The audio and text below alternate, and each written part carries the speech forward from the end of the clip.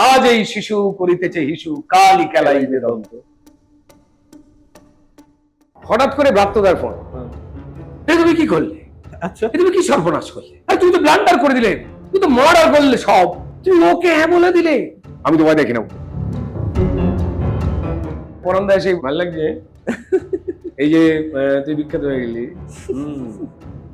দুটো সমস্যা হবে, একটা আনন্দে আর একটা গ্লানি। আনন্দের কি, কোনো জায়গায় লাইনে দাঁড়াতে হবে না, আপনি এসছেন আসুন বলে তোকে এগিয়ে থেকে ধাক্কা মেরে। কারণ গ্লানির কোনটা, এই যে ধর পুরুষ শাসিত এই যে একটা সমাজ, যারা সমান অধিকারের কথা বলছে কিন্তু জীবনে আনন্দ নেওয়ার জন্য ল্যাম্পপোস্টের ধারে তল পেটে ব্যথা হলে এই চেন খুলে দাঁড়িয়ে পড়ছে, দেখবি সেটি বন্ধ হয়ে গেছে, লোকজন এসে উঁকি মারছে।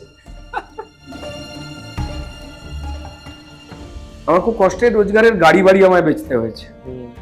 এই 5 বছরের মধ্যে আমি কাজ করেছিলাম, আমি কাউন্ট করছিলাম একদিন, মোট 50 দিন। 5 বছরে 50 দিন। মোট 50 দিন। আমাকে যদি কেউ ঘুরিয়ে চড় মারে, আমার একটা প্রবৃত্তি আসবে, এটা আমার বায়োলজিক্যাল জিনিস। শাসক দলের রোষে আমি পড়ে যাব, তাহলে আমারও ডাল ভাত বন্ধ হয়ে যাবে, তাই অন্যায় হচ্ছে দেখে অনেকেই চোখ বন্ধ করেছিলেন। আমি তো এটা দোষ দিই না।